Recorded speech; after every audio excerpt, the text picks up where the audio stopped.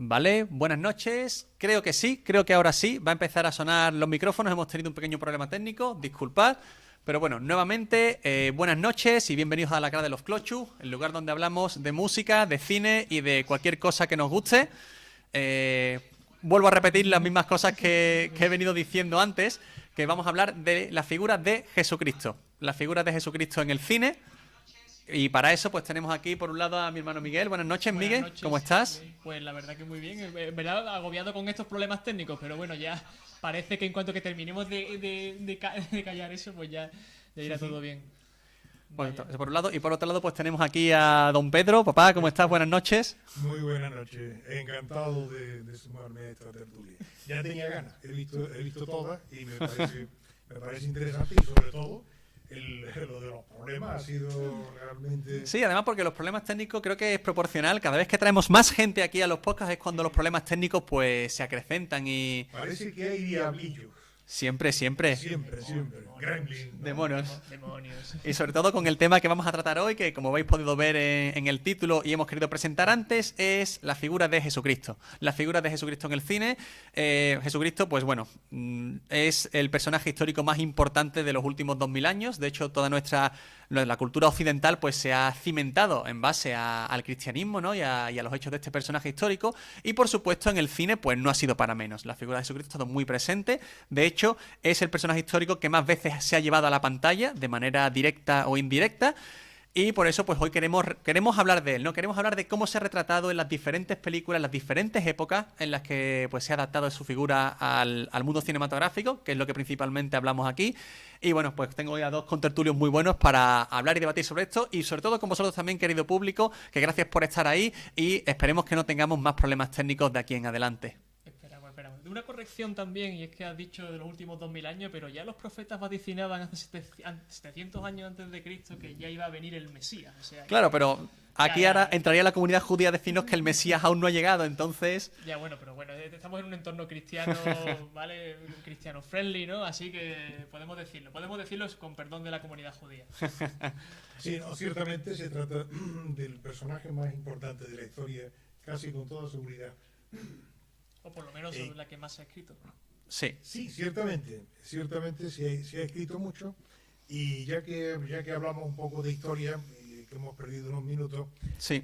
quisiera como introducción decir que antes del cine Jesucristo tuvo cabida, bueno, primero en el arte, que eso es muy importante, Claro. hablaremos un poco sobre eso, pero en lo que se refiere a la escena, durante el barroco, cuando se inventó la ópera, que la ópera sabemos que es una obra de teatro cantada, pues paralelamente se hicieron unas especies de óperas en las que no se actuaba, que eran los oratorios o eran las pasiones, las cantatas religiosas, especialmente de Bach y de Händel. No se interpretaba el personaje, solo porque daba demasiado respeto, se le daba la voz tanto a Jesucristo como a un narrador y a los personajes que intervienen. Esto a partir del siglo XVII, XVIII. Y después ya modernamente, pues en el cine, que a eso es lo que vamos. Desde luego que sí. Por supuesto, ha estado la figura de Jesucristo muy presente en las diferentes artes. Y ya has comentado lo de... vamos a necesitar a lo mejor que producción nos traiga un vasito de agua. Sí, no, yo soy producción, traigo un vasito de agua. Por favor, trae un vasito de agua. Pero comentando eso brevemente, con el tema de la música, que has mencionado en las cantatas, pues les ponía voz. ¿Quién le ponía voz realmente? O sea, en lo que es en la obra en sí, ¿se cantaban las voces atribuidas a los personajes? Sí, se cantaban las voces atribuidas a los personajes, ciertamente. Y en realidad se diferenciaba de la ópera en que como no se actuaba, no había que hacer un escenario, no había que disfrazar a los personajes de la época, y todo ello porque realmente imponía respeto. O sea, interpretar a Jesucristo, eso ha hecho falta que los tiempos avancen un poco para esa temeridad, digamos, o ese atrevimiento, ¿no? Porque realmente... muchas gracias.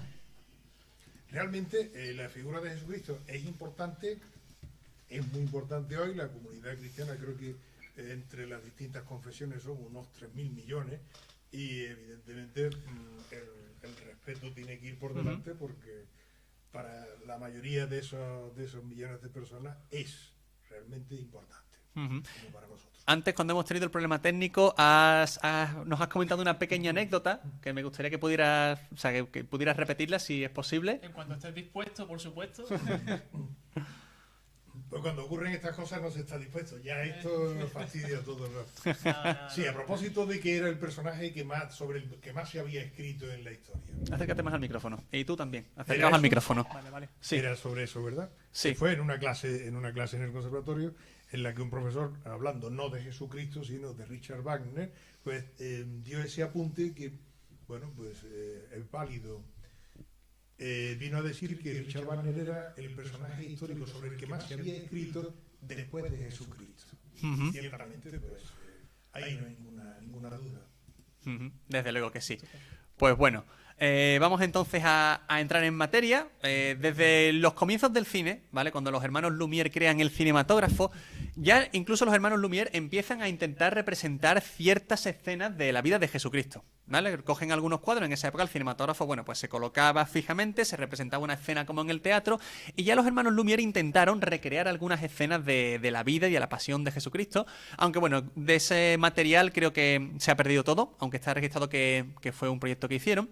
Y en la época del cine mudo ya aparecen algunas películas sobre Jesucristo. La primera de la que se tiene constancia se llama Del pesebre a la cruz, de Sidney Olcott, de 1912, que es una película que, bueno, pues dio lugar a que un año después se prohibiera la representación de Jesucristo, porque por entonces, claro, no se conocían los límites que podía tener el cine como arte.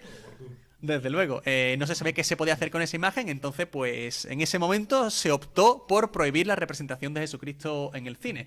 Vamos, algo que se comparte en algunos, bueno, pues algunas, digamos, vertientes de la cristiandad, como pueden ser los protestantes, pues, o los evangelistas, no aceptan como tal las imágenes de Jesucristo representadas. Sí, Lo consideran idolatría, ¿no? y podríamos decir también que el atrevimiento en estos días no tiene límite y se han hecho, en fin, se han llevado al cine escenas y versiones y sobre todo momentos de algunas versiones de esa película tan interesante que acabamos de ver ayer, ¿no? De la última tentación de Jesucristo. Sí. Que tiene para mí algunas cosas interesantes, pero otras que están muy, muy fuera de lugar. Totalmente, hablaremos de ella luego, pues, por seguir un orden cronológico, pero 3 años después, pese a este intento de censura, David Ward Griffith, que se considera en la historia del cine como uno de los padres de la cinematografía, porque fue de las primeras personas que, bueno, pues que empezó a utilizar el montaje como un instrumento narrativo, ¿no? A utilizar el montaje pues para crear más tensión en las películas, para generar otro tipo de emociones, y en su película Intolerancia, que es la segunda más famosa que tiene, pues él intenta retratar la intolerancia a partir de 5 historias, y una de ellas pues es la vida y muerte de Jesucristo. Teniendo en cuenta que es el cine mudo, pues fue una gran producción. Griffith contaba pues con gran apoyo económico para poder hacer sus películas, porque él fue la primera gran revolución del cine después de la invención del cinematógrafo, y aquí es donde vemos una de las primeras representaciones. Justo ese mismo año después, el italiano Julio Cesare Antamoro pues también realiza otra película sobre Jesucristo. Narra su vida entera, aunque se centra realmente en la pasión, y es una película que después va a tener mucha influencia en La Pasión de Cristo de Mel Gibson, porque de hecho hay una selección de encuadres, una selección de planos que se ven claramente que han sido influencia de esta película. Bueno, y de hecho, aunque la película se llama Christus, pero se la conoce también como La Pasión de Cristo muda, es como se la ha llamado muchas veces. Sí, que bien dicen que está todo inventado, ¿no? En el cine, o sea que una película es consecuencia de otra, y cuando lleguemos a la última tentación de Cristo comentaré unas cosillas que hacen referencia a un libro. Desde luego. Interesante. Andy, si me dices si ya al señor, que es mi padre, se le escucha mejor, lo agradeceremos mucho, público. Si nos decís que se escucha todo bien y que no hay ningún problema técnico, Claro. pues lo agradeceremos muchísimo, porque ahora mismo en directo es difícil es difícil atender a todas estas cosas. Pero bueno, después, a raíz de lo que has comentado, Miguel, de que está todo inventado, en 1927 Cecil B. DeMille, que es el director de Los 10 Mandamientos, hizo una película de Jesucristo llamada Rey de Reyes, que también guarda muchísima relación con la que después en los años 60 haría Nicholas Ray, que es una de las películas de Jesucristo pues más famosas que existen, y también es una película, bueno, de hecho la de Nicholas Ray es un remake de esta Claro, película. es un remake. Es un remake que también comparte mucha escenografía, comparte muchos planos, comparte esa perspectiva que a lo mejor no se centra solo en los evangelios, sino que también intentan representar pues otras referencias que se hayan podido hacer de Jesucristo, otros escritos que se salen un poco de los evangelios, aunque siempre dentro de un prisma de respeto, por supuesto, a las escrituras. Esas películas siguen mucho los evangelios, o sea, no Sí, hay, sí. hay elementos, como tú dices, elementos que son así un poquito más discordantes con respecto a los sinópticos, ¿no? Pero realmente estas películas que son las que ponen siempre en Semana Santa, que es de las que nosotros estamos comentando, bueno, aquí mi hermano está comentando películas que la mayoría no conocemos, o sea, la primera de La intolerancia de David W. Griffith, vamos, tú Sí, lo no. estás contando tú, pero las otras sí que son muy con el guión muy bien estamentado en función de cada pasaje de los evangelios. Claro, yo quiero hacer esta introducción, vamos a pasar ya a hablar de películas en las que podéis participar. Entiendo que esta parte del cine mudo no es tan conocida. Pero es interesante. Sí, que pues, quería comentarla porque, bueno, porque ya digamos que, o sea, eso, como hemos dicho al principio, Jesucristo está ligado al cine desde sus inicios, siempre se le ha intentado representar de una forma o de otra, y bueno, aquí en el año 1935 es cuando aparece la primera película sonora sobre Jesucristo, que se llama Gólgota, es del director Julien Duvivier, y es la primera película pues que se hace sonora, y a raíz de aquí ya digamos que son diferentes países los que empiezan a hacer películas de Jesucristo. Ya pues encontramos producciones en México, encontramos producciones en Argentina, en otros países ya no tanto americanos, que es donde digamos pues fue la cuna de las grandes producciones cinematográficas, y aquí como que se normaliza un poquito. Pero después de unos 10 años, ¿no? Sobre todo después de la Segunda Guerra, de la Gran Depresión y la Segunda Guerra Mundial, el tema de Jesucristo cae un poquito en declive, ¿no? Ya es un tema que durante una década dejan de producirse películas de Jesucristo, como que se pierde un poco de interés, pero en los años 50 comienza un subgénero que es el llamado el peplum. Viene de la palabra griega, de esta vestimenta llamada el peplo. Son películas de épocas, centradas principalmente pues, en época de griegos, en época de romanos. De esta época pues podemos hablar de películas, por ejemplo, como El León de Esparta, que habla de los 300 espartanos. La primera película de 300. La primera película de 300. Gran película. Y aquí es donde entra la primera película en la que la figura de Jesucristo vuelve y comienza a sentar, porque después pues se va a encontrar un filón comercial cinematográfico, que es la película Quo Vadis. Y de esta ya sí que podemos hablar los tres, ¿verdad? ¿Qué decimos de Quo Vadis? Bueno, antes de que nos metamos en Quo Vadis, creo que se ha quedado algún cabo suelto, por lo menos para mí, en los comentarios que hemos hecho. El Evangelio, los Evangelios, realmente son un librito, Evangelio, el Nuevo Testamento, una parte breve de la Biblia al final, y es un librito. Y hemos hablado de que se ha escrito mucho. ¿Por qué se ha escrito mucho? Pues yo empezaría comentando que en todas las Biblias hay unas notas a pie de página que ya abren ese camino. O sea, hay que interpretar mucho. Sí. Carestía de papel, de papiro, de pergamino, etcétera. Y entonces, pues, el mensaje nos lo transmiten realmente breve.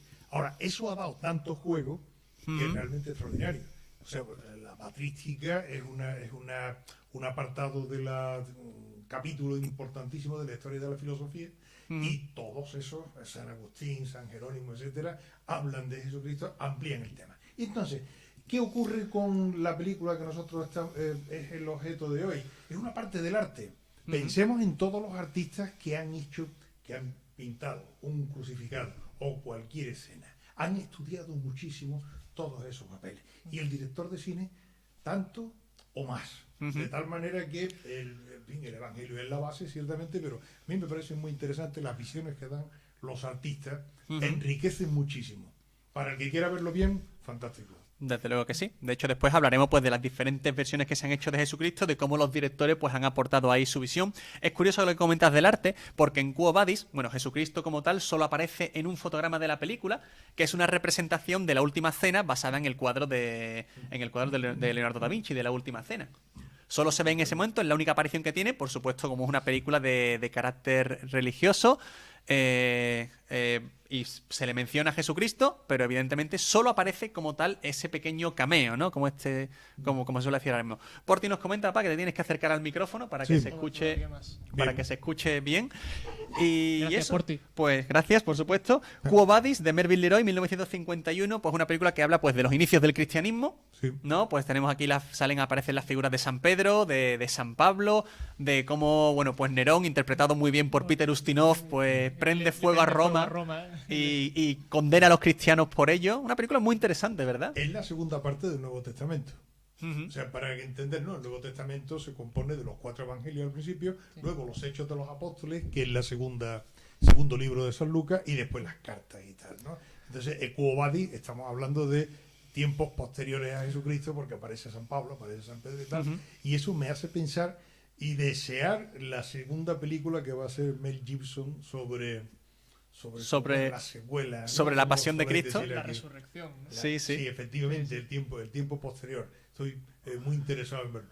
Mira, Luis, por ejemplo, nos comenta Olla más voraz, es una pequeña referencia a Quo Vadis, desde luego, lo del micrófono, por supuesto, y de Mel Gibson hablaremos después, porque creo que es uno de los platos fuertes de hoy. Pero bueno, tenemos aquí Quo Vadis, que como hemos dicho, pues ya vuelve a traer a Jesucristo al cine, aunque de una manera un poquito, bueno, pues en segundo plano.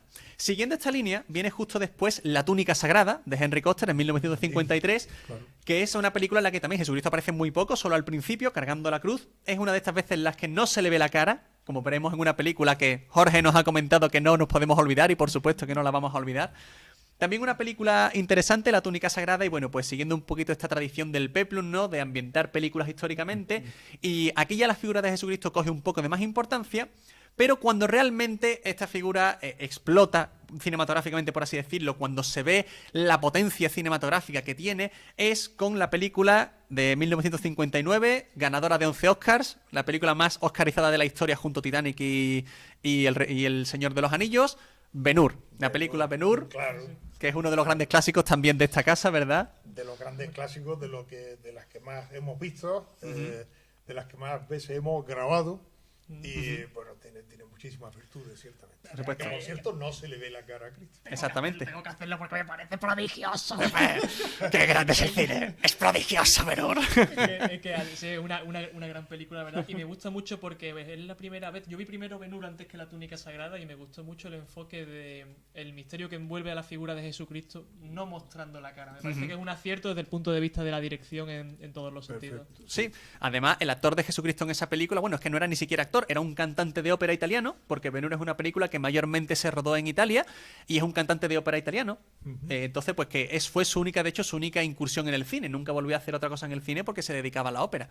Aunque sí tenía rasgos de Jesucristo, de aspecto de Jesucristo, con nariz un poco prominente y con barba y pelo largo, pero No se le ve la cara. no, nunca se le vio la cara. Y como has dicho, yo creo que eso es un gran es una gran decisión artística. Es una gran decisión artística. Porque además también en esta película vemos a un Jesucristo realmente fuerte. Porque aunque solo sale de espalda. Ahora sí, buenas noches de nuevo. Disculpad por estos problemas técnicos que estamos teniendo totalmente. Lo siento mucho por este pequeño parón. No sé si alguno seguirá todavía ahí. Habréis visto los cambios. Pero bueno, en fin, volvemos ya. Nos está castigando la técnica. Sí, nos está castigando. Pero no pasa nada, nosotros somos más obstinados. Aquí Sí. estamos. Gracias por seguir ahí, si seguís ahí. Luis, Porti, Poco se habla. Gogi, si estáis por ahí, muchísimas gracias por aguantar. Disculpad realmente los problemas técnicos. Esto está siendo horrible para mí. He hecho todas las pruebas pertinentes. He hecho bien los deberes, pero nada. No pasa, tranquilo, No todo va muy bien, hombre. Todo irá Desde bien. luego. Bueno, estábamos hablando de... Estamos hablando de Ben-Hur. de los evangelios. Ben-Hur. Y pasando, bueno, y después hemos pasado ya finalmente a Ben-Hur. ¿Qué es eso? Pues Ben-Hur, hay que acercarse un poquito. Como estamos en familia, pues nos acercamos un poquito. Además, él está vacunado, así que pues no hay ningún problema. Y lo he pasado, ya, ¿no? Y él también. Acércate un poquito más, Sí. para que no se hagas cortado. Cuadre. Claro. Y bueno, pues volviendo a Ben-Hur, finalmente, la decisión artística de que no se le vea la cara, pues es muy interesante porque le da también al personaje una solemnidad y una fuerza que creo que son muy importantes de cara a retratar a Jesucristo. Por supuesto, los momentos de Jesucristo en la película son de los más importantes que tiene Ben-Hur, son momentos cruciales. Y tiene una secuencia que a mí me parece inmejorable, además que es una secuencia que también ha influido mucho en películas posteriores, que es la secuencia del camino al Calvario. En el momento, Via Crucis, ¿no? el Via Crucis, en el momento en el que coge la cruz, la carga a cuestas y recorre todo el camino. En fin, ahí pues tiene también una banda sonora de Miklos Rozsa impresionante, ¿verdad? Realmente extraordinaria, sí. De ponerte los vellos de punta. Acércate un poquito más. Hay que acercarse al Vale, micrófono, es que si si me no, acerco al micrófono no se ve nada. pones el micrófono aquí y no hay problema. Estupendo. De aquí Tiempo de música, de la asignatura de los temas importantes, era la música de cine. Y estaba incluida, por supuesto, el Camino del Calvario Ujú. de Ben-Hur. magnífica. Y en ese momento realmente me emociona cuando Ben-Hur descubre, dice, Sí, yo conozco a ese hombre. Yo conozco a ese Porque hombre. Cuando estaban las últimas caminos de la escalera, lo socorrió, ¿no? Entonces, Claro. no se puede olvidar. Una buena persona no olvida nunca.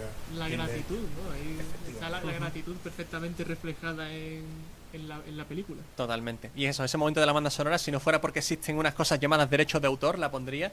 Porque además esa música lleva totalmente el tiempo, o sea, va al ritmo de los pasos de Jesucristo, algo que la película hace también en el momento de las galeras. O sea, la banda sonora de Miklos Rozsa en esta película es una de las grandes cosas a destacar.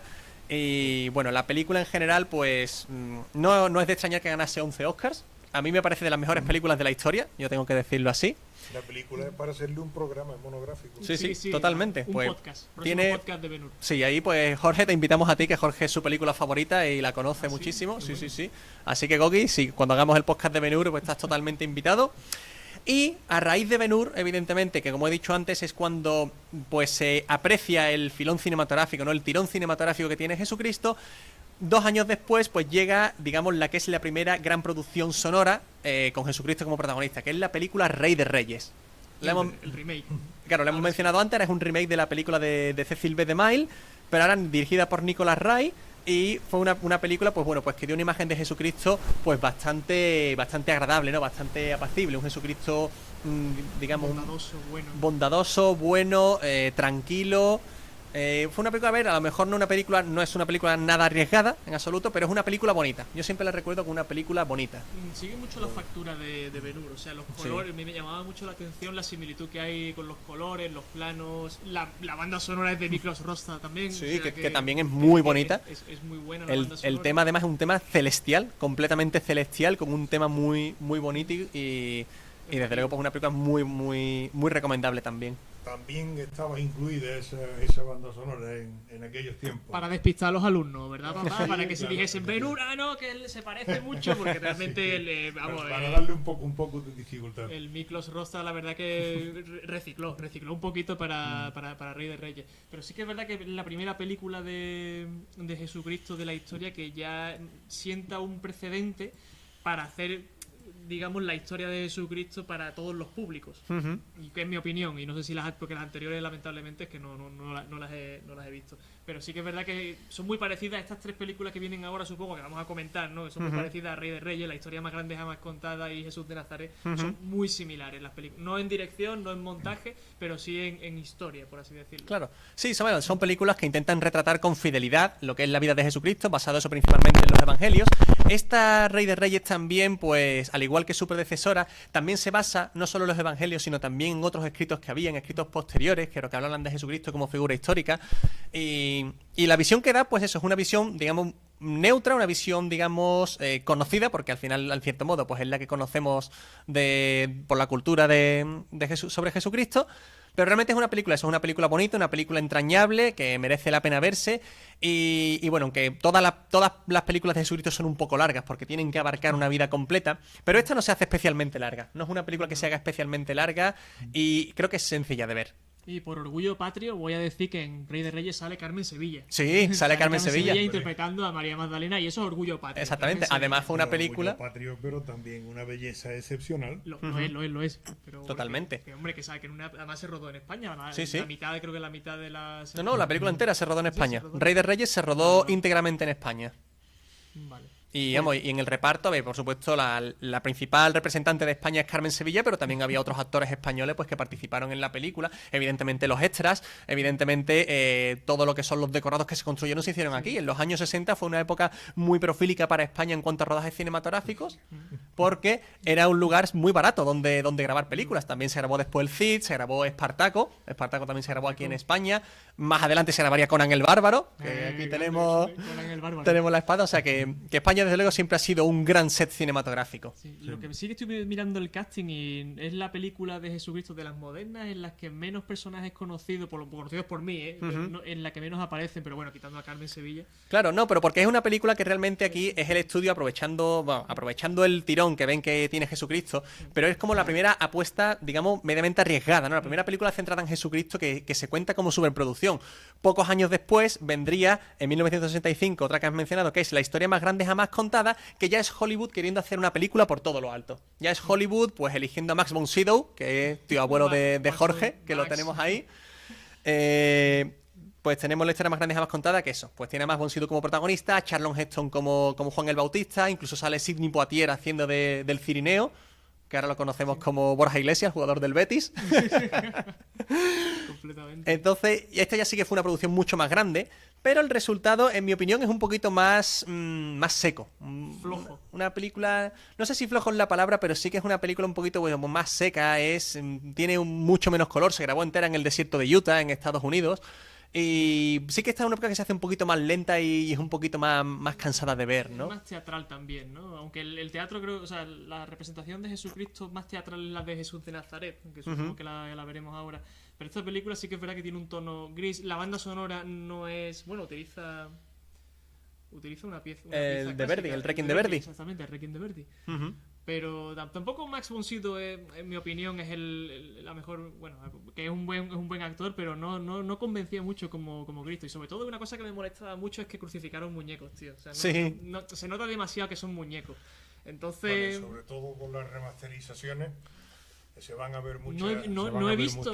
Ya lo veía en VHS porque no he visto la remasterización de la película, pero ya en la película yo de pequeñito decía, pero parecen muñecos, y es que son muñecos. Pues entonces, mejor Sí. que no se A remasterice. ver, yo la he visto ya pues extractos de la película en YouTube que ya están remasterizados y bueno, a ver, se sigue notando, pero tampoco es una cosa demasiado llamativa, ¿no? No roza el ridículo, como podríamos pensar a lo mejor con la remasterización. Sí, se notan, los escenarios se nota un poco el cartón piedra, o sea que Sí. está bien, es una gran superproducción y a mí me gustó mucho la película y tal.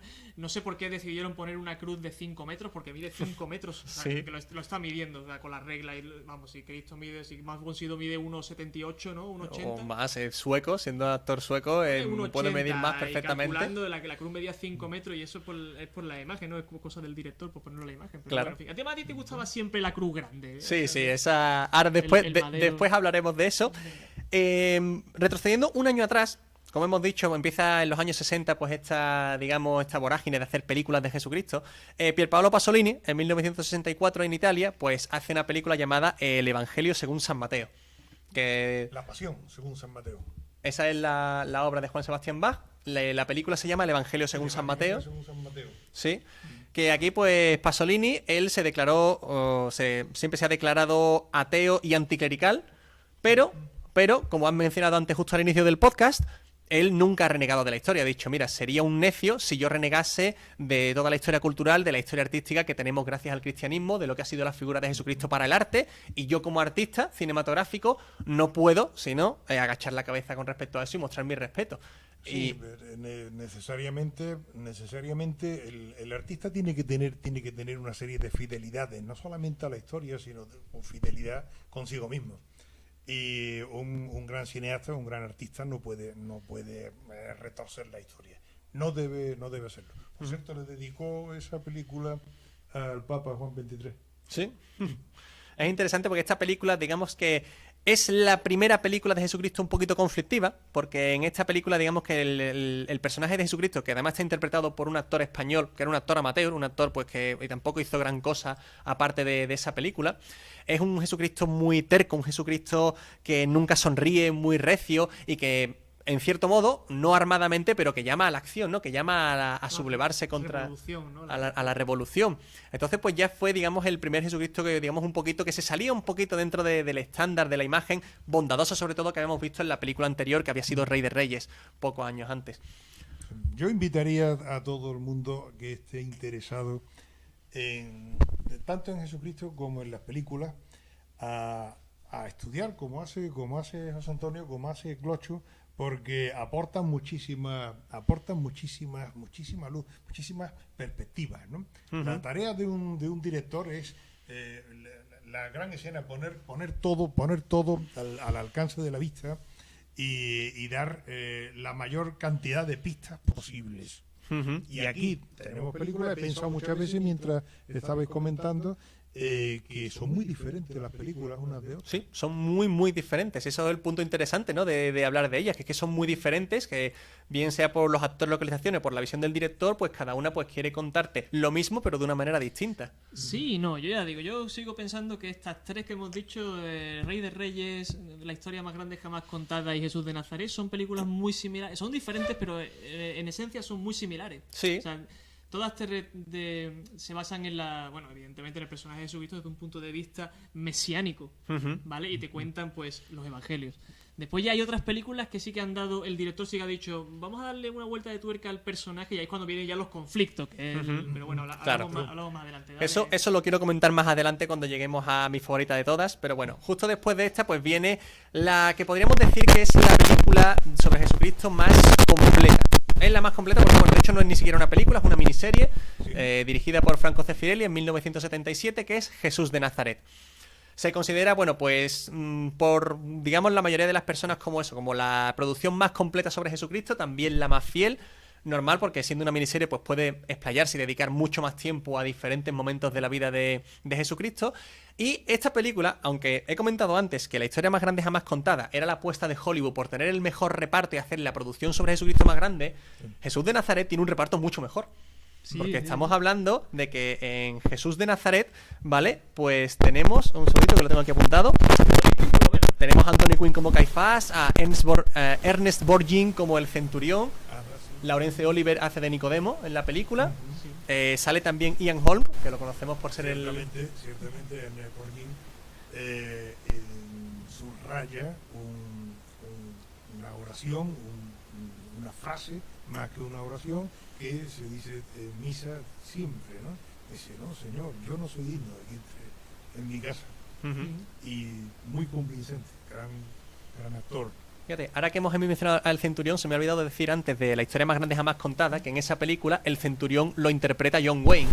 Claro, pero no se le ve la cara al centurión. Se le ve poco, pero John Wayne es el que en esta película pues dice verdaderamente este hombre era el Hijo de Dios, cuando Jesucristo Sí, muere en la cruz. Pero claro, es de noche, está lloviendo y no se le ve, Sí. pero personaje Es John Wayne. Y bueno, pues eso, Jesús de Nazaret pues tiene un reparto de lujo. Bueno, Y yo te digo, perdón, que Peter Ustinov también sale en Jesús Sí, de Nazaret. es Herodes el Grande. Herodes el Grande. exactamente, sale Peter Peter Ustinov Ustinov. también. Ian Holm, que lo conocemos por ser Ash en Alien, el sintético de Alien, pues también es el que hace de Cera en la película. Bueno, pues tiene un gran reparto, se toma su tiempo para mostrarnos, digamos, todos los momentos importantes de la vida de Jesucristo. Y bueno, pues ha sido una producción eso, con la que las personas están más contentas, con la que la iglesia está más contenta incluso también, pues creen que es una visión pues bastante fidedigna del personaje. Y en fin, yo voy a comentar una cosita que sabéis que me va a tocar, pero si queréis decir algo antes de la película. Creo, y corrígeme si me equivoco, que el personaje, porque el personaje el actor que interpreta a Jesucristo es Robert Powell, ¿no? Robert Powell, exactamente. Robert Powell, y le habían cogido al principio para que interpretara a Barrabás. No, a Judas. A Judas, ¿no? A Judas. Él se ¿no? presentó al casting, Robert Powell se presenta al casting para hacer de Jesucristo, pero la productora querían que hiciera de Jesucristo un actor de más renombre. Y estaban intentando que fuese o Al Pacino o Dustin Hoffman. Menos mal que no cogieron a ninguno Claro. de los dos. Pero Menos mal. como este actor, Robert Powell, pues fisionómicamente se parecía mucho a Jesucristo y tenía unos ojos azules muy llamativos, pues al final le dieron el papel a él. Le dieron el papel a él y él fue Jesucristo. Y entró en lo que después vamos a comentar cuando lleguemos a la Pasión de Cristo, en lo que a veces se llama la maldición del actor de Jesucristo. Porque este actor hizo un gran papel, su actuación fue muy elucubrada, le ganó varios premios, pero después de esa película no hizo una gran aportación más al cine. Es un reto. Bueno, ya comencé mi intervención hablando del oratorio y de las pasiones, cantatas de Bach, en que interpretar al personaje es realmente muy arriesgado. Y de hecho lo sigue siendo. Ahora cuando hablemos de la Pasión de Cristo, hablaremos también, creo, de la Sábana Santa, ¿no? Bueno, de hecho, Por supuesto. puedo comentar unas cuantas cosas de eso, pero antes con Jesús de Nazaret. Yo, en mi opinión, es el Cristo, como fisionómicamente hablando, fisonómicamente hablando, es un Cristo. A ver, muy un segundito, llamativo. que hay un micrófono que está recogiendo ruido, gracias por el aviso. A lo mejor ahora petardea un poquito, vamos a procurar que eso no fastidie mucho más. ¿Qué tal? Decidnos ahora, querido público, si sigue fastidiando. O sea, no creo que sea el último problema técnico que tengamos esta noche. No, El demonio no quiere que hablemos de Jesucristo. no. Bueno, pues si no sigue dicen nada, y cuando nos digan, va con un poquito de retardo esto, así que Vale, no vale. nos tienen que decir ahora. pues es el Cristo más blandito, más endeble de los otros. O sea, Sí. si cogemos a... Bueno, Max von Sydow, el que interpreta a Rey de Reyes, no me acuerdo cómo se llama. Jeffrey Hunter. Jeffrey Hunter. Si los cogemos a estos tres y después cogemos a Jim Caviezel y todo eso, es el Cristo más blandito. Y además es bajito, que se nota mucho cuando habla con Pilatos también. Muy bueno, tal. Se le echa en falta un poco de Tened carácter. cuidado, sí. tened cuidado de no tocar los cables de los micrófonos, un por poco favor. de carácter, ¿no? Claro, Sí. el único momento en el que se le ve con algo de fuerza es cuando entra y expulsa a los mercaderes del templo. Ujú. Pero realmente es un Cristo demasiado blandito. Yo eché de menos la figura imponente. Cristo es un hombre fuerte, Sí. Eh, con carácter. Esa solemnidad, ese imponer que hemos hablado, que hemos comentado antes de Ben-Hur, que es uno de los grandes atractivos que tiene el Jesucristo y que lo define. Claro, con Robert Powell, pues se pierde un poco, y eso es verdad. Es un Jesucristo, se acaba de quitar, perfecto, gracias.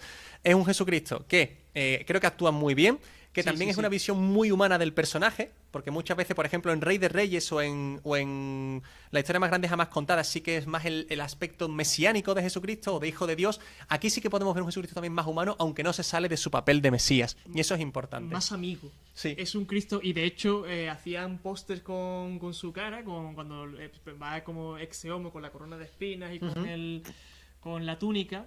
Y ese fotograma lo imprimieron, hicieron un póster y que como el que tenía el abuelo, el de Amigo que nunca falla. Sí. Y hay muchos de esos, porque sí que es verdad que, como hemos dicho, fisonómicamente era un Cristo muy Desde luego. llamativo. Pero ahora voy a soltar mi pulleta contra la película, porque esto ya es una cosa totalmente personal, yo lo admito, pero como, en fin, pues como devoto del cine, de la imagen y también pues de la Semana Santa, ¿no? Y la imagen que tenemos de la Pasión de Cristo, esta es la primera película en la que Jesucristo, cuando va de camino al Calvario, no carga una cruz, sino que carga solo el travesero horizontal, Patíbulo. el patíbulo, que se llama. Patibulum, sí. Patíbulo en latín, en español el patíbulo, es esta imagen de, bueno, pues de cargar lo que sería el madero horizontal y después ese madero colocarlo en uno vertical. No carga una cruz como tal, sino que carga pues el madero. Y yo recuerdo que de chico eso me decepcionó muchísimo. Sí, en la Porque historia del arte, desde luego, lo que estamos acostumbrados a ver son las cruces, y aquí concretamente en la Semana Santa, pero vamos, en el Renacimiento en Italia, o sea, es la cruz en forma de T minúscula, digamos, aunque sea gigantesca. Pero ahí la única referencia a una cruz grande está en San Marcos. Y en la Sábana Santa lo han estudiado, y Cristo tiene los músculos de aquí, los trapecios de aquí, los tiene como quemados, los tiene hundidos. A lo mejor de llevar el madero, seguramente. Bueno, es una cuestión menor, pero estéticamente Sí, claro. el cine tiene mucho de estética. Claro. Sí, toda. Claro, evidentemente, Claro. ¿no? O sea, ver a Cristo como el Nazareno, que estamos acostumbrados claro. a verlo aquí, pues Sí. es que Además casi obligado. Sí, además yo creo que esa película pues es el único punto negro que tiene realmente pues, esta miniserie de Jesús de Nazaret, porque no solo ya por el tema de la imagen de la cruz, sino porque, bueno, cuando está haciendo la procesión al Calvario, se entiende que está dando los pasos que le está costando andar, y si tú llevas un palo evidentemente de menor peso, no te cuesta tanto andar, y se nota en la película que va andando muy rápido, y no sé, a mí me rompe todo el dramatismo que tiene ese momento. Tampoco hay un Gólgota propiamente dicho, simplemente No, hay unas murallas, de hecho lo dicen, ¿no? Claro, Crucifican a la gente en las murallas de Jerusalén. claro. Es la cosa que más me decepcionó de la película realmente. Y por culpa de eso, y por culpa de que por desgracia la redoblaron, es una película que... También ten en cuenta que tú eras muy chico. Sí. Entonces tú habías hecho tus propias películas, con Sí. un programa muy primitivo. Con el juego de hacer ordenador, películas, sí. y entonces, pues, evidentemente, pues, el shock Sí, pues, sí. tiene que ver un poco con la edad. Desde A luego mí que no sí. me molestó tanto. A mí me pareció, pues, que realmente podría ser muy común eso. Y además, no esos maderos tan tremendos, sino simplemente una madera que sea capaz de soportar el peso del Sí, cuerpo. sí. Sí, Y pero bueno, para eso veis- hace falta una madera, no hace falta un tronco. No, muy pero gordo. esos travesaños eran de 20-30 kilos, ¿eh? No sé, no lo sé. Ujú. Pero bueno. Desde luego que sí. En fin, pues eso, yo tenía que soltar esto porque es una cosa que siempre me ha llamado la atención. Y Claro, realmente, es tu programa, claro. a raíz de ahí, las siguientes películas de Jesucristo pues empiezan a replicar este momento. Ya Jesucristo, cuando llega el momento de la procesión al Calvario, empieza a llevar el patíbulo y no a llevar una cruz. Esto es una cosa pues que ocurre en las películas que vienen a continuación. Podemos mencionar aquí, por ejemplo, bueno, nos hemos saltado un momentito, aunque es película que solo conozco la parte musical, pero está Jesucristo Superstar. Existe como una variante. Camilo VI. Sí, Camilo VI pues fue el que, digamos, hizo famosa la canción de Getsemaní aquí en español, porque la tradujo al español. Y como película musical, la verdad es que es interesante. Es una apuesta distinta, así que es la versión, digamos, más original que podemos ver de Jesucristo. Eso es cierto. Y bueno, para el que le guste el cine musical, pues bueno, creo que es una apuesta interesante. Pero después, ahora llega seguramente la que ha sido la película más polémica de Jesucristo. 10 años después de Jesús de Nazaret, viene Martin Scorsese con La última tentación de Cristo. Película que hemos revisionado pues hace un par de días aquí en casa, y que es una película, pues bueno, pues de que trae realmente a un Jesucristo con conflicto, que es una cosa que estamos esperando para hablar ahora. Si uno se atiene a las Sagradas Escrituras o a la historia que conocemos de Jesucristo realmente, digamos que es un personaje que, bueno, pues que tiene las cosas claras, ¿no? Desde el punto de vista de la dramaturgia, es un personaje que tiene claro su objetivo, que tiene claro lo que tiene que hacer, y como que realmente el conflicto está más en el entorno que en él mismo. Pero en esta película nos centra en el conflicto en Jesucristo y me parece una perspectiva muy interesante. Pero exagerada, realmente exagerada, porque en principio se contradice digamos, con la ortodoxia cristiana, porque un Jesucristo que es pecador y está cargado de pecados, Es que quiere... de contradicciones. Sí, Entonces, sí. Ciertamente eso para mí me parece que es incompatible con un personaje que tiene realmente autoridad, porque es una de las cosas más destacadas de los discursos de Jesucristo en los evangelios y de la forma que lo trata después San Pablo, las cartas, ¿no? O sea que por esa parte ya digo que tiene algunas cosas que me parecen interesantes y otras que no lo son, y esa desde luego para mí no lo es. A mí me gustó la película, a pesar de que yo la considero una herejía, que es una herejía la película, Tiene pero algunas cosas. sí, tiene algunas cosas, pero lo que pasa es que es un Cristo que sabe cuál es su misión, pero no la quiere. Entonces intenta, con perdón de la expresión, intenta encabronar a Dios para que le quite, para decirle, yo no soy digno de lo que me quieres encomendar, y por eso al principio se ve haciendo cruces Claro. para sus hermanos, ¿no? Los hermanos judíos. Entonces realmente es un Cristo que tiene miedo de lo que tiene que hacer, o sea, que le da miedo su misión y no quiere ser digno de ella. Hombre, la oración en el huerto, el sufrimiento que tiene la oración en el huerto, cuando dice aparta de mí este cáliz, creo que es un eje central que inspira esa película. Claro. Tiene virtudes, evidentemente, ¿no?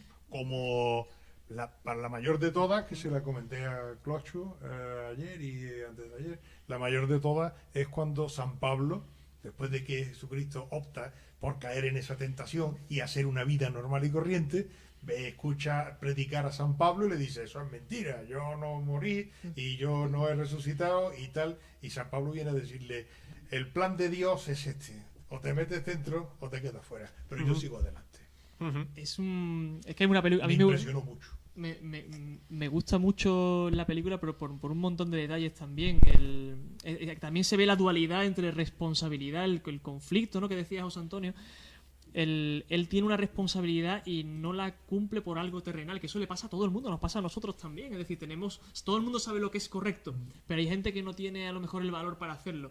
Entonces son esas tribulaciones que llevan a este Jesucristo, Jesucristo, el más humano, que además es cobarde, porque no quiere hacerlo.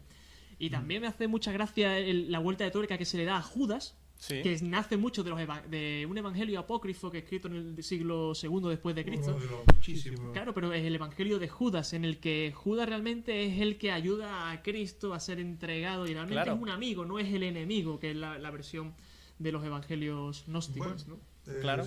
Los evangelios hay que tener en cuenta que no, salvo el de San Lucas, no es la idea del evangelista contar una historia secuenciada. Lucas sí es un historiador y es el más fiable para montar estas cosas, ¿no? Pero digamos que una de cal y una de arena, o muchas de arena tiene. ¿San Juan o San Lucas? San Juan, perdón, San Lucas.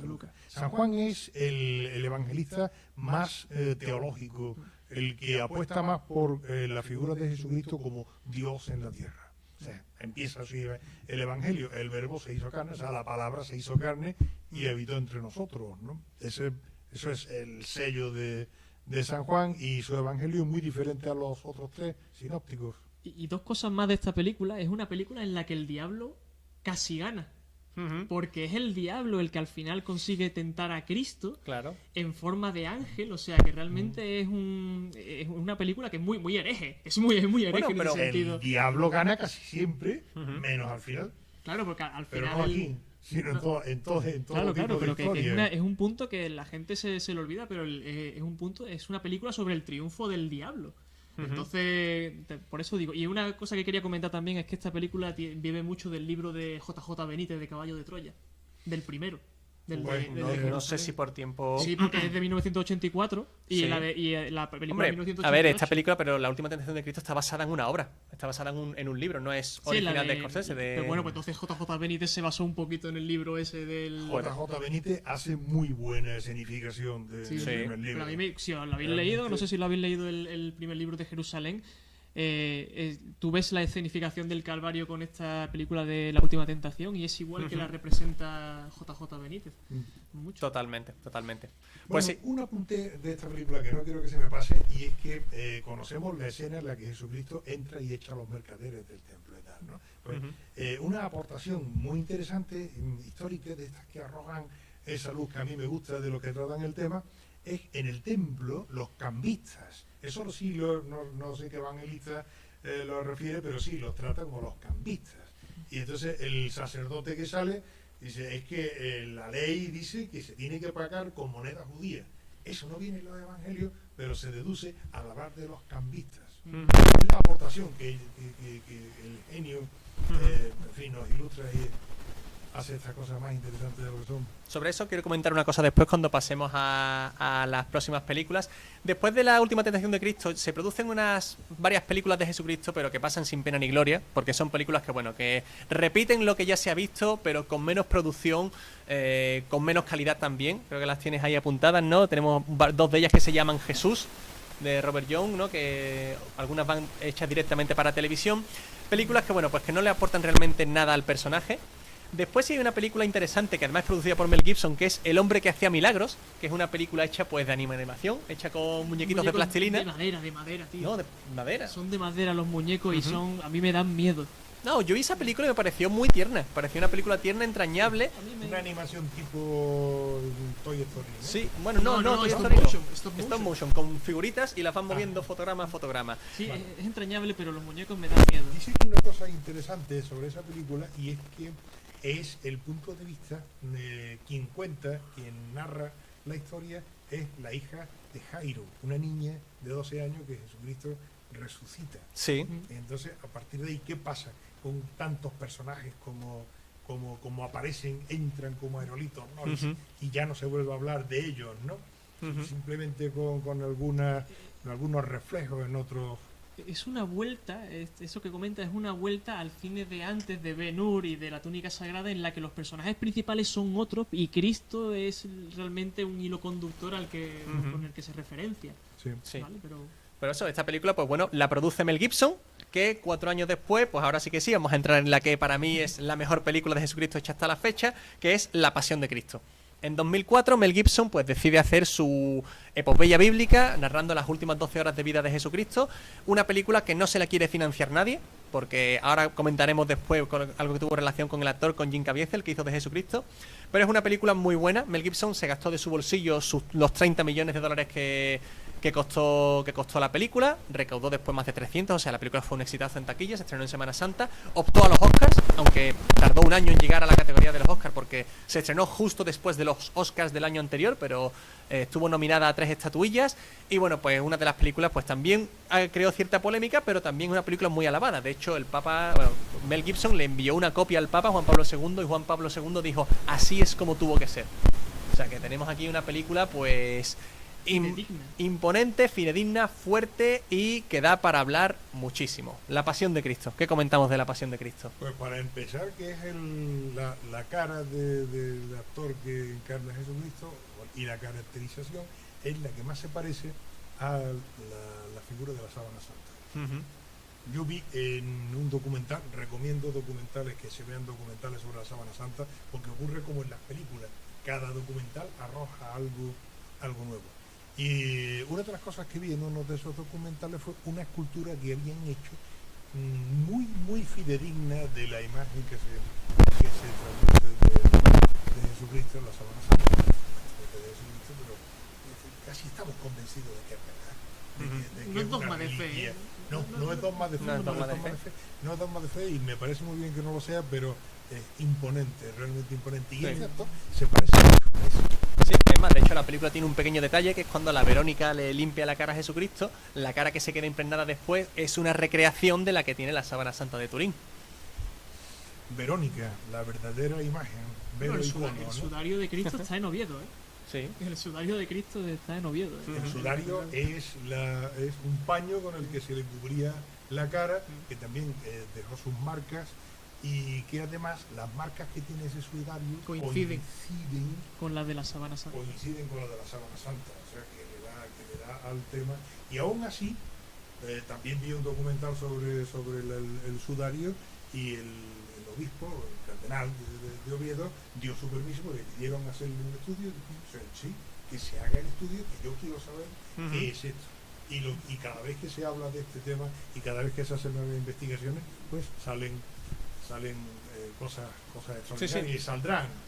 Salen cosas extraordinarias, pero ¿Estáis de acuerdo con que es el que más se parece? totalmente, Sí, sí, ¿no? sí. Estoy de acuerdo con eso y yo soy de la opinión de que Jim Caviezel ha sido la mejor representación de Cristo que se ha hecho en la historia del cine. Creo que es un Jesucristo que comparte ese punto de ser un Jesucristo amigable, pero también ser un Jesucristo imponente. Es un Jesucristo que impone, una figura a la que ve que se le tiene muchísimo respeto, que acepta muy bien el papel que se le ha encomendado, y tanto física como actoralmente creo que que la mejor representación que se ha hecho de Jesucristo en la historia. De hecho, Jim Caviezel, él es católico, el papel lo tomó como un reto, y aquí quiero contar la anécdota que es relativamente conocida, y es que claro, en Hollywood, como en muchos lugares, el dinero y al final pues los mandamases, los magnates son personas de índole judía. Mel Gibson es no quiero decir un declarado antisemita, pero desde luego mucha simpatía por los judíos no tiene. Y claro, cuando le ofrecieron el papel a Jim Caviezel, que por entonces era un actor que estaba despegando, un actor que posiblemente, de no haber sido por esta película, ahora mismo sería uno de los actores más cotizados que habría en el panorama del cine actual, pues le dijeron, mira, como hagas esta película, tu carrera se va al traste, vamos a acabar con ella. Y se lo dijeron tal que así. Y él dijo, bueno, pues yo soy católico, este es el papel que más he querido hacer en toda mi vida, así que lo voy a hacer. Y lo hizo. Entonces eso acabó con su carrera, él lo sabía, pero no le importó porque realmente él pues es un hombre creyente, es católico, tenía mucha fe y le encantó la oportunidad que le brindó Mel Gibson, y desde luego su interpretación creo que es la mejor que se ha hecho de Jesucristo. Y mira que los actores que han interpretado a Jesucristo, hemos mencionado antes a Robert Powell, que no es muy conocido, también por lo mismo, porque se sospecha que por la misma razón, como la película de Jesús de Nazaret tuvo mucho éxito, lo quitaron de en medio por haber hecho ese papel, porque, en fin, pues al final las películas de Jesucristo es lo que tiene. No ocurre lo mismo con La Última Tentación de Cristo, y ahí enlazo con lo que has dicho antes, porque La Última Tentación de Cristo es una película que a lo que es el juicio por parte de los judíos lo quita de la película. En esta película no vemos a Jesucristo ante el Sanedrín, no vemos a los judíos realmente confrontarse con Jesucristo, salvo en contadas ocasiones y muy de pasada. Entonces es una película que en ese aspecto respeta un poquito el poder económico pues que hay en Hollywood, y eso pues por ejemplo creo yo que puede ser una razón por la que Willem Dafoe pues no vio su carrera tronchada, y lo pudimos ver después como el Duende Verde en Spider-Man. Ya, Completamente. bueno, sí, Yo de todas formas no veo es una teoría un poco No, complicada, yo no Lo veo el que- antisemitismo en las películas, no lo veo, o sea, se lo inventan. No hay antisemitismo, si pasó así, lo siento Sí. mucho, mala suerte. Sí, pero hay que tener en cuenta que desde esas películas que ya tienen unos años para acá, digamos que la tarea de la Iglesia y del Vaticano, la tarea ecuménica, que significa el acercamiento de las religiones, ha sido muy importante. También se produjo, después de las primeras películas que hemos comentado, el reconocimiento de Golda Meir, la primer ministro israelí, a Pío XII, que fue muy cuestionado durante la Segunda Guerra Mundial por no haber tratado bien a los judíos, cuando fue todo lo contrario, fue un hombre que salvó, un papa que salvó a muchísimos judíos. Entonces, pues, puede que ese tono se vaya relajando poco a poco. Sí, pasa es que aquí la película no era tanto por la película en sí, sino por Mel Gibson. Porque Mel Gibson sí que ha hecho declaraciones públicas en las que ha referido que no tiene ninguna simpatía por los judíos, y De hecho, un día que lo pillaron borracho, pues él dijo que todos los males del mundo eran debido a los judíos. Entonces, pues, con ese tipo de declaraciones, claro, pues no te ganas muchos amigos en el sector, ni muchísimo menos. Los judíos son amigos importantes. Exactamente, exactamente. Fíjate, mira, Edu, de poco se habla, nos comenta un comentario muy interesante, que el actor de Jesucristo pudo ser Superman también en Superman Returns, pero que no quería que lo relacionasen con Jesucristo. Y ahora vemos el cine de Zack Snyder, los que el Superman de Zack Snyder pues es una analogía de Jesucristo 100%, que ni siquiera intenta ser, ni siquiera intenta esconderse, ¿no? O sea, va directamente a por ello. Pero eso, aquí Jim Caviezel pues se perdió un gran actor, porque, como he dicho antes, creo que si esto hubiese potenciado su carrera en vez de haberle cerrado puertas, ahora mismo sería uno de los actores más cotizados del panorama actual. Podríamos estar hablando de un actor que podría estar perfectamente en la línea de Christian Bale o de Leonardo DiCaprio o de Brad Pitt. Por desgracia no fue así, aunque las cosas que ha seguido haciendo han sido muy buenas. Y con La Pasión de Cristo, pues va a comentar que, como hemos hablado antes, es una película que, bueno, pues al final te va a contar lo que ya sabemos de Jesucristo, ¿no? Es una película que en ese aspecto sí que nos sorprende, pero... Sí, sorprende, tío. Es que, un segundito, es que técnicamente está tan bien hecha, o sea, técnicamente esa película es tan potente y está tan bien realizada, que es que solo puedes rendirte a sus pies porque es una obra maestra. Sí, es una obra maestra. Cruda. Se pasa muy mal con esa película, tío. Y Cruda. eso es bueno desde el punto de vista cinematográfico. O sea, te metes tanto en la película que en realidad lo pasas mal. Yo, de hecho, yo lo pasé mal y pasé hasta miedo, porque los niños esos demoníacos me daban miedo. Los niños esos que atosigan a Judas y al final. Entonces, me gusta mucho, que es una cosa que no se ve en otras películas, a lo mejor sí un poquito en La Última Tentación, que es la presencia constante del diablo. La tentación, el diablo siempre está ahí siempre. Y está... Sí, la tentación realmente lo que lleva a la persona es a la pérdida de control. Es cuando uno se deja llevar por el capricho, se deja llevar por la futilidad, ¿no? Coger el placer en la vida y olvidarse de los demás interesantes, que son todos los capítulos de las virtudes, ¿no? Por ejemplo, la amistad. O sea, para ser fiel a una virtud, pues digamos que hay un montón de vicios que se le oponen, y ese es el papel del diablo. Ese es el papel del diablo. Exista o no exista, ese es el papel del diablo, que yo creo que es confundidor, ¿no? El diablo es el confundidor. efectivamente, Exactamente. trata de apartarte. Por cierto que hablando del diablo, si se puede hacer un comentario Sí, por supuesto. breve, hay una película en la que es creo que Al Pacino, el que hace de diablo, Sí, Sí, el abogado del el diablo. abogado del diablo. con Schwarzenegger, que No. ese no. O sea, el fin de los días, el diablo que aparece en el fin de los días se parece mucho al que hizo Al Pacino en El abogado del diablo. Sigue la vale, misma estética, ciertamente, pero sí, no es... pero a lo que iba a referirme es que aprovecha que el actor, no sé, Schwarzenegger, ha perdido la familia de forma muy trágica, y entonces ahí aprovecha el diablo para darle caña y decirle: yo no soy así, eso no. Claro. ¿Sabes? Ese actor que hace del diablo es Gabriel Byrne, que es el que hace de Uther en Excalibur. Ajá. Es el que hace del demonio en El fin de los días, sí. La última curiosidad de esta película es que el demonio realmente es interpretado por una mujer. O sea, Sí. y no es la primera vez en la historia del cine, en las películas de Jesucristo, que el demonio es interpretado por un ser andrógino. Exactamente. Pero no te sé decir en qué película era donde salía el demonio andrógino. No sé si en la Última Tentación, no sé si es en... No, bueno, la última tentación... La última tentación sale, pues, digamos, parece que es una niña, Sí. niña adolescente, pero andrógino, como tú dices. Sí, es andrógino, pero es que ha salido esa idea, la han cogido en otra película anterior. Porque también, porque lo recuerdo, porque lo he leído además también. Muy bien, espero que no se escuchen interferencias ya, que nos comenta Jorge. Vaya. Sí, pues eso. Con el tema de la Pasión de Cristo, sí que quería comentar una cosa ya que también creo que es extrapolable a casi todas las películas de Jesucristo. Y es el hecho de una cosa que ya he comentado brevemente antes. Y es como conocemos la historia de Jesucristo y conocemos el papel que desempeña, a veces es difícil que la construcción del personaje pues pueda tener un conflicto, ¿no? Y esto es una cosa que creo que es la única cosa que se le puede criticar a la Pasión de Cristo, ¿no? Que es el único momento de debilidad que tiene Jesucristo, es al principio en el Huerto de los Olivos, que es como realmente el clímax de la película. Y claro, en esta película es el principio, todo lo que queda después es, bueno, Jesucristo aceptando la pasión con la que tiene que cargar. Y para una persona creyente o para cualquier persona que conozca mínimamente la historia de Jesucristo, pues sabe lo que va a pasar, pero puedo entender que sería interesante hacer una película en la que, bueno, pues Jesucristo no pierde su carácter de Mesías y de lo que tiene que hacer, pero que puede dudar también, ¿no?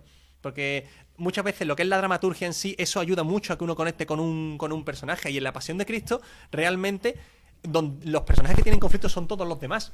Poncio Pilatos tiene un conflicto, San Pedro tiene un conflicto, María Magdalena tiene un conflicto. Tiene miedo. Sí, al Jesucristo principio. En el huerto de los olivos tiene miedo porque sabe lo que se le avecina. Claro. Sabe perfectamente lo que se le avecina. Y por ejemplo también se puede recordar el principio de la última tentación. Está fabricando cruces. O sea, él sabe perfectamente el suplicio, conoce muy bien el suplicio, ¿no? Eso puede ser una pincelada que aporte también esa película, ¿no? Pero sobre todo la autoridad que tiene Jesucristo en la última tentación, en la pasión. La autoridad que tiene, que lo veo más acorde con lo que cuentan los evangelios y como una forma. Sí, ¿no? Y aparte la imagen que se crea alrededor de él, pues de una figura amigable, pero también una figura fuerte e imponente. Sí, y en ese aspecto creo que La Pasión de Cristo es la película que mejor ha sabido representar eso.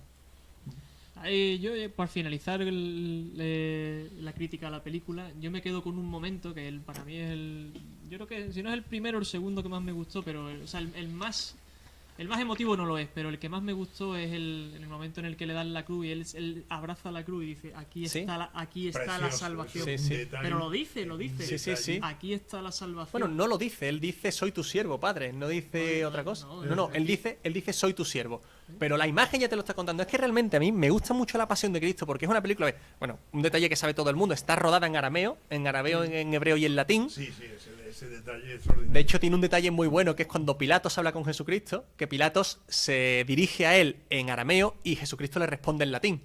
Pequeño detalle que es muy interesante y siempre Pilatos con Jesucristo hablan en latín. Pero esta película está rodada también en este idioma, que es un idioma, pues bueno, son idiomas, son lenguas ya pues que no se hablan a día de hoy, son lenguas que no conocemos, pero realmente no importa. Y eso potencia la película porque lo que hablan son las imágenes. Que al final, en el cine, lo más importante es que tus imágenes hablen.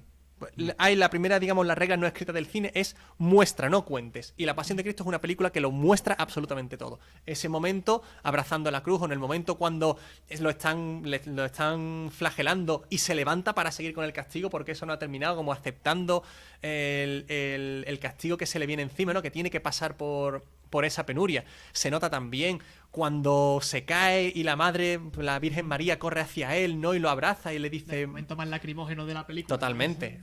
Yo hago nuevas todas las cosas. Una película que es que habla con sus imágenes. De hecho, yo he visto esa película muchas veces, pero hay veces que me he puesto esa película sin subtítulos y he podido seguir la película perfectamente. En arameo, en latín y en hebreo. ¿Sabes de memoria? También. Para hablar arameo, que es un idioma muy poco... También. No, pero a lo que voy, que es una película en la que hablan las imágenes. Y eso creo que es lo más importante de cara no solo a hablar de Jesucristo, sino de cualquier película. En este sentido, yo siempre he dicho que Mel Gibson es mucho mejor director que actor, y lo que tiene que aportar como director me parece muchísimo más interesante. Y a colación que han mencionado la secuela que se está ahora mismo fraguando sobre La Pasión de Cristo, que va a ser sobre la resurrección, Mel Gibson lleva 10 años trabajando en ella. Jim Caviezel, el actor de Jesucristo, ha leído el guión, ha leído el primer borrador y dice que es una cosa magnífica. Y... Fíjate, 10 años trabajando. He estado tentado de comentar en varias ocasiones, porque lo he pensado, sabiendo que hoy venía aquí a haceros compañía. Cuando Miguel Ángel pinta el techo de la Capilla Sixtina, lo primero que tiene que hacer es documentarse de tal manera, porque lo que va a hacer es una obra tremenda. Entonces, en esa obra tiene que ponerlo todo. Entonces, esa documentación, esa preparación de 10 años que está haciendo, seguro que es muy enriquecedora. Para los que nos interesa desde luego el tema. La película hay que verla. Sí. La película habrá que verla. Pues desde luego que sí. Y eso, pues como he dicho antes, creo que Mel Gibson habla con las imágenes, lo habla absolutamente todo con las imágenes. Y ya después de La Pasión de Cristo, las, digamos, aportaciones que ha habido sobre Jesucristo en el cine, se hizo una serie llamada La Biblia, de la cual después los capítulos dedicados a Jesucristo pues se convirtieron en una película llamada Hijo de Dios, y es el claro ejemplo de lo que acabo de decir ahora mismo. Esa es una película que te cuenta las cosas pero no te las muestra, incluso digamos que simula escenas y momentos de la Pasión de Cristo, pero lo hace por boca y queda horriblemente mal. Porque en esta película, por ejemplo, o en este capítulo, que según lo queramos enmarcar, Jesucristo abraza la cruz y Pilatos dice, está abrazando la cruz, está aceptando su castigo. Y es como, es romper toda la fuerza que tienen las imágenes de hablarte en ese momento. Y, vamos, y esa película pues tiene muchos momentos así, que se los cargan por boca. No recuerdo, o sea, vimos alguna vez un capítulo, porque en esa serie, creo que en la serie, ¿no? Que también aparece la crucifixión de San Pedro y el martirio de San Pablo. Me parece que, pero no he visto ese, justo el capítulo de Jesucristo no lo he visto. Pero sí, si vas a hablar del resto de adaptaciones que han hecho, ninguna está a la altura de nada de lo que hayamos hablado hasta ahora. O sea, todo lo que ha venido ha sido peor, cutre, y bueno, de hecho tenemos al Cristo más mazado de la historia del cine, que es Christian Bale. Sí, Christian Bale salió de Jesucristo en una película, en María, Madre de Jesús, que por cierto, la actriz que hace de María en esa película es la actriz que hace de Shmi Skywalker, o sea que a esa mujer pues se ve que le va a ser madre de los elegidos. Completamente. Pero es curioso, fíjate, Christian Bale, que es un gran actor, y sin embargo, como Jesucristo, pues no es una cosa que haya sido, no fue un papel con el que despuntara, en el que hiciera cualquier cosa. En ese sentido, me remito a lo de antes. Jim Caviezel lo hizo infinitamente mejor que lo que podría haber hecho cualquier otro actor de Jesucristo. Una película con la factura de la Pasión de Cristo. O sea, No. una película... me gusta la idea, el concepto de contarte la historia de Jesucristo desde el punto de vista de la madre. Me gusta mucho la idea, pero no está bien llevada al cine. ¿Vale? No está... Después el Cristo ese que crucifican delante de un acueducto, Sí. ¿no? que al final después no llueve ni se oscurece el cielo, sino que se rompe el acueducto, aparece un río de la nada. Entonces las siguientes adaptaciones han sido... El otro día vi una que me gustó mucho, que es un corto anime. Sí. Un corto anime de 10 minutos que está en YouTube, lo podéis buscar, no sé cómo se llama ahora mismo, creo que se llama así, no se llama Crucifixion, se llama Paradise, no me acuerdo. Y es el punto de vista de la Pasión de Cristo desde uno de los ladrones, del buen ladrón. Ajá. No tiene mucha historia, o sea, simplemente es un corto anime que está muy bien hecho, pero como si lo estuvieses viendo, tú estuvieses viendo lo que le pasa a Jesucristo siendo el buen ladrón. Y al final tu última conversación con él y me gustó mucho la idea. Son diferentes puntos de vista que si lo llevas bien al cine, pues te dan otra visión a la que no estamos acostumbrados. Esa es la innovación de estas películas. Claro. Fíjate teológicamente qué importante es el papel del buen ladrón, porque Jesucristo le dice, te aseguro que hoy estarás en el paraíso. Entonces, para los que somos creyentes, que creemos en Dios Todopoderoso, primer verso del credo, y en la vida eterna, o sea, nuestra vida tiene el sentido de que cambiará, digamos, cuando llegue el último suspiro, cambiará pues como de dimensión. Pero ciertamente es un dato y es único ese dato. O sea, Porque en otro evangelio los dos ladrones y en otro evangelio ni los mencionan. Sí. Sí, la cosa es que cuando le dice hoy estarás conmigo, ya está diciendo vas a morir hoy. Sí. Vas a morir hoy. Bueno, eso lo tenían claro. Claro. No, bueno, a Jesucristo sí, porque estaba machacado con la flagelación, pero los otros ladrones podían haber estado perfectamente 2 o 3 días. Bueno, 2 o 3 días no, Pues pero... mira, otro detalle en el que no he pensado, en fin, y con esos detalles pues sale Ben-Hur, sale Kuwait, Claro. salen todas Sale estas cosas, una- que siempre te dan alguna idea interesante. Claro, sale una película que vamos a comentar brevemente, aunque no es gran cosa, que es El Resucitado, que es una película pues que tiene pocos años, está en Netflix, y bueno, una película de un romano pues que tiene que investigar si realmente lo que ocurre con el cuerpo de Jesucristo. Una historia interesante, pero la película es floja. La película es floja. Además, eligieron para hacer de Jesucristo a este actor que hizo del lobo en Daño Colateral, que es de origen neozelandés, pero de ascendencia latina, de ascendencia sudamericana o hispanoamericana. Entonces, pues claro, Se nota no mucho. encaja mucho en el perfil de Jesucristo este hombre. La película tiene detalles interesantes, pero eso, detalles. O sea, como película en general, pues no es muy No fuerte. estaría de más a intentar hacer una película cogiendo esos detalles que hay en cada una de ellas. Claro. Y hacerla. Estaría de más. Es muy posible que la película de Mel Gibson se enfoque en eso, porque me tengo entendido que la película de Mel Gibson se va a enfocar en la resurrección de Jesucristo, pero íntegramente en ella, o sea, en los 3 días después de la muerte. O sea, no es una película que vaya, de momento, que se sepa profundizar en el origen del cristianismo, sino en la resurrección y en las apariciones de la resurrección. Entonces, pues a lo mejor vemos algo de eso. Hay una última película que no he visto, que no tiene muy buena crítica, pero que me han comentado algunos amigos que es interesante, que se llama María Magdalena. Es una película en la que Joaquín Phoenix, cómodo de Gladiator, pues hace de Jesucristo, y es una película desde el punto de vista de María Magdalena. Dicen que es interesante, yo no lo sé, no me ha dado tiempo a verla para este podcast, pero bueno, está ahí. Las críticas no son muy buenas, pero bueno, nunca estará de más pues verla un día y ver qué tal. Que la herejía siempre tira hacia María Magdalena como novia de Jesucristo. Sí, no, pero no va por ahí la película. La película esta no va por ahí. Va, bueno, de que ambos se conocen, de que María, pues, después de que Jesucristo la salve de ser lapidada, se convierte en una seguidora de Jesucristo. Eso es un error, tío, eso es un error. En ningún momento se dice, en ningún libro se dice que esa mujer que es adúltera, no prostituta, adúltera, se ha querido ver. Y han querido unirlo, pero en ningún momento, no hay ningún sitio donde se escuche que María Magdalena fue la mujer adúltera a la que Jesucristo salvó de la lapidación. Entonces, ¿dónde aparece María Magdalena? Porque La citan, pero no la relacionan con María ese Magdalena pasaje. existe, pero no con la que iban a apedrear. No es Lo la que pasa adúltera. lo que pasa es que desde el punto de vista narrativo viene muy bien Claro, de que pero sea no hay ella, pero no. ningún- De hecho, había ninguno. muchísimas mujeres que iban con Jesucristo. Y eso sí se dice. La comitiva que lo acompaña, de los apóstoles, los 12 apóstoles son, digamos, sus más cercanos, pero después hay otro momento en el que manda a 70 a predicar por ahí. O sea, que el gentío que le... Y las mujeres, pues, iban Fíjate iban qué en curioso. tropel, muchísimas. Qué curioso que al final, al pie de la cruz, solo están las mujeres y Juan, el discípulo Juan. Sí. Es el único que se queda. ¿no? Y cuando va la procesión al Calvario, sí. los hombres están gritando y las mujeres están llorando. Las mujeres normalmente son más valientes, aguantan mejor los tramos, Sí, los sí, tragos duros, los tragos duros, claro. Sí, sí. Pero Pues que sí, es muy efectivamente. curioso. Me gusta mucho eso de al final abandonado por sus amigos, pero las mujeres de su vida estaban ahí. Ujú. Así Bueno, es. Veremos qué pasa con esa nueva película, porque uno de los puntos importantes de la investigación de Jesucristo, tanto de creyentes, de investigadores creyentes, como los que no lo son, yo conozco algunos muy importantes. El JJ fenómeno, Benítez no es creyente. la clave, la gran clave del cristianismo se produce en Pentecostés. O sea, cuando se supone que son, digamos, el Espíritu Santo llega a esta gente que están escondidos, muertos de miedo y encerrados porque se ha ido el jefe. O sea, Jesucristo sí hacía milagros, sí era fuerte, pero ellos no eran nadie, absolutamente nadie. Y a partir de ahí, ¡pum!, empieza una expansión realmente imparable.